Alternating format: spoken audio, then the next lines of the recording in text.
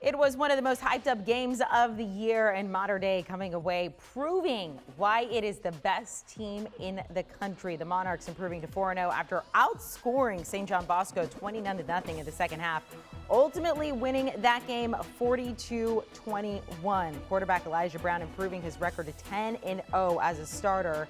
So taking a look at the latest rankings from our good friends over at MaxPreps, Mater Dei firmly holding on to that #1 spot. IMG Academy still #2. Now St. John Bosco was #3, but they dropped to #5 after losing to Mater Dei on Friday. Taking a look at 6 through 15, 6 through 9 is all the same, but then things change starting at 10. Katy, Chandler, South Lake Carroll, Corner Canyon, Jesuit, and Centennial all moving up one spot. Part of the reason is St. Xavier moving completely out of the top 25. They were #10. So when you look at 16 through 25, that makes room now for St. John's, unranked last week, now coming in at #25.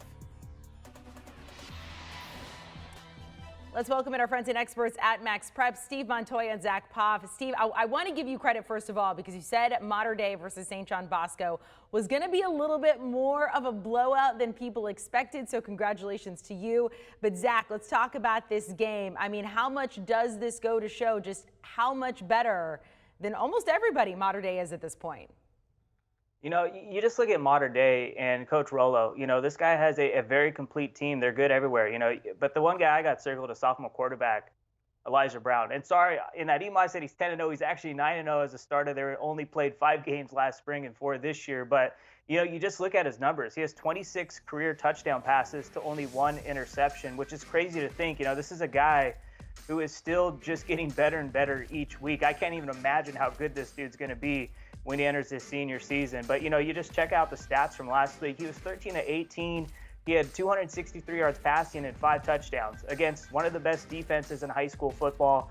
And, you know, the offensive line's great at Mater Dei. A bunch of big-time receivers to get the ball to, especially C.J. Williams, Notre Dame-bound dude, and, you know, Raleek Brown in the backfield. But, you know, the one guy that dominated for Mater Dei, in my eyes, on defense was Malachi Teo. You know, this is one of the most underrated linebackers in the class of 2022.